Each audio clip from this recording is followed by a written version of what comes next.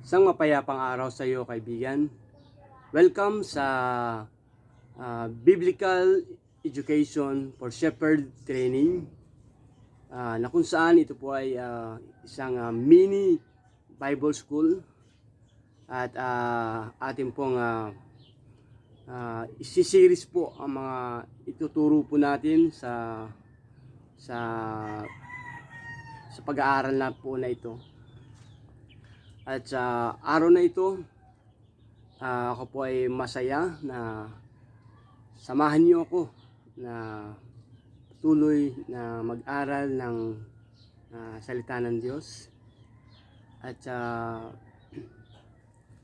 ito po ay kumaga tinanggap ko ng libre, kaya nais ko pong ibahagi ito ng libre din po para sa inyo.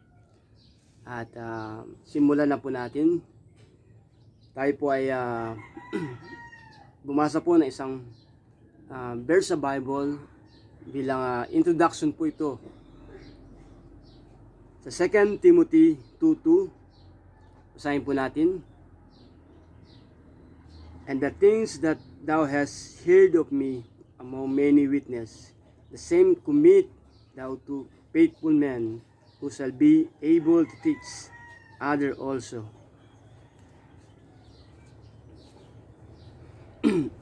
Basahin po natin sa Tagalog. Ang mga narinig mo sa akin sa harap ng maraming saksi ay pagkatiwala mo rin sa mga taong may katapatan at may kakayahang magturo naman sa iba. So sa verse po na ito, atin pong makikita sa 2 Timothy 2:2 ay ito po ay isang makapangyarihang patotoo sa kahalagahan ng pananampalataya, pagtitiyaga at pagpasa ng espiritual na kaalaman na susunod na henerasyon. Ang responsibilidad na ipinagkatiwala sa mga mananampalataya. Ngayon pong umagang ito, sa araw po na ito, ating pong tingnan yung the torch of faith o yung sulo ng pananampalataya. Passing the torch of faith. Yung sulo ng pananampalataya. Number 1, entrust. Sabihin, ipagkatiwala. Ang tanong po natin, what to entrust? Ano yung ating ipagkakatiwala? Ito po yung mga aral, katuruan sa Bible na dapat nating ipasa, ituro sa mga mananampalataya ng ating Panginoon. Basahin po natin ang 1 Corinthians 15:3. Sapagkat ibinigay ko sa inyo bilang pinakamahalaga sa lahat ang tinanggap ko rin na si Kristo'y namatay dahil sa ating mga kasalanan, tulad ng sinabi sa kasulatan. So ito po yung isa sa tinanggap ni Pablo na nais niyang ipasa kay Timoteo. Yung mga aral, doctrine, katuruan na dapat niyang taglayin at ibahagi din sa iba. Ito po yung mga katuruan na si Kristo'y namatay dahil sa ating mga kasalanan. Christ died for our sin. So, isa ito sa katuruan na dapat niyang ipasa, ibahagi. Ito yung gospel po na tinatawag. At tanong natin, why to entrust? Bakit kailangan pong i-entrust, ipagkatiwala ito sa next generation or sa mga mananampalataya? sa panahon niya. Life is short. So, ang lahat po ng nagtuturo ngayon, 10 to 20 years, maaaring wala na po sila. So, kailangan po itong ibahagi, i-entrust para ipagpatuloy ang mga katuruan ng ating Panginoon, mga aral ng ating Panginoon, malaman din po ng mga next generation. At pangalawa po na makikita po natin yung faithful men, mga tapat na tao. Sa panahon po natin ngayon ay mahirap makakita ng mga mga faithful men. Kasi karamihan unfaithful, hindi nagiging tapat. Pero alam ko po na ang mga anak ng Panginoon ay huhubugin po sila. Huhubugin, shape sila na maging faithful sa paglilingkod sa Panginoon. At basahin po natin isang verse sa Bible sa Revelation 2:10. Huwag kang matakot sa mga pag-uusig na malapit mo nang danasin. Makinig ka. Ipabibilanggo ng dyablo ang ilan sa inyo bilang pagsubok. Magdurusa kayo sa loob ng 10 araw. Manatili kang tapat hanggang kamatayan at gagantimpalaan kita ng korona ng buhay.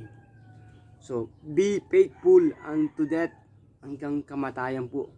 Ang nais ng Panginoon na tayo maging tapat sa paglilingkod sa Panginoon. Dahil meron pong gantimpala sa mga faithful men na pinipili ng Panginoon. Corona ng buhay, crown of life. Pangatlo po na ating pong makikita po sa Torch of Faith, equip as a mentor. Equip as a mentor. From learner to leader. Hindi po ikaw ngayon ay estudyante, hindi ka mananatiling estudyante. Darating na ikaw ay magtatapos at someday magiging guru ka rin, or so ibig sabihin po hindi laging ikaw ay nakaupo diyan nakikinig. Dadating ang isang araw na tatayo ka at ikaw naman yung magtuturo, magsishare ng salita ng Diyos. So meron po siyang time. Maring sa panahon ngayon ikaw ay estudyante, nakikinig, nag-aaral ng salita ng Diyos. Pero darating ang araw na ikaw ay tatawagin ng Panginoon bilang magturo at mag-share ng mga truth of the Bible, ng mga katotohanan sa Bible. Basahin po natin ang Matthew 28:19 and 20. Sabi po sa verse 19, kaya tumayo kayo, gawin ninyong alagad ko ang mga tao sa lahat ng mga bansa. Bautismo ninyo sila sa pangalan ng Ama at ng Anak at ng Espiritu Santo. Sa verse 20, turuan ninyo silang sumunod sa lahat ng inuutos ko sa inyo. Tandaan ninyo, ako'y laging kasama ninyo hanggang sa katapusan ng panahon. So, sabi niya doon na gawing alagad ko ang lahat ng tao sa lahat ng bansa. So, dadating ang araw na magte-train ka rin ng mga tao o magdi-disciple ka ng mga tao at ikaw yung gagamitin ng Panginoon. So, ito yung time para preparation, paghanda na ipipreserve ng Panginoon ang buhay mo para sa ganitong gawain. Equip as a mentor. Darating nga, ikaw ay magiging mentor. Ikaw na ay nagtuturo. Amen. Sabi niya, gawin yung alagad ko ang mga tao sa lahat ng bansa. So, napakalawak ng ating mission. At ang pinaka mission field mo ay kung nasaan kang lugar. Yan ang mission field mo. Yan ka gagamitin ng Panginoon. Pangapat na ating po makikita sa The Torch of Faith, expand God's kingdom.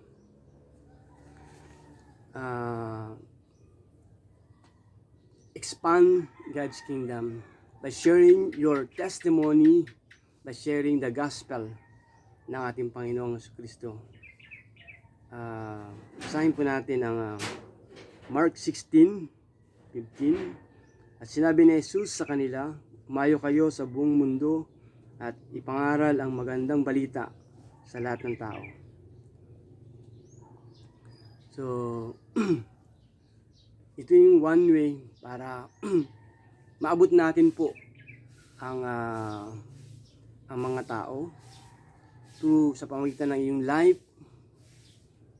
testimony, sa pamamagitan ng magandang balita na ating pong binabahagi o tinuturo. The kingdom of God will expand.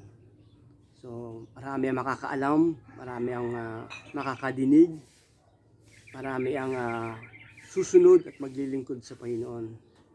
At malay natin na baka ikaw na nanonood o nakikinig ng video ito, one day, gamitin ka ng Panginoon. So, the torch of faith, ito ay kinakailangang ipasa para sa next generation. So, pag-pray ko na ikaw ay gamitin ng Panginoon for your own generation. So, sa umagang ito, ito ay isang maikling intro sa ating pong pag-aaral sa Biblical Education for Shepherd Training. So, ako ay nagagalak na ikaw ay nakasama ko sa pag-aaral na ito. At hanggang dito lamang ang ating pag-aaral. Ako si Pastor Jeff. God bless you. Hanggang sa muli. And to God be the glory.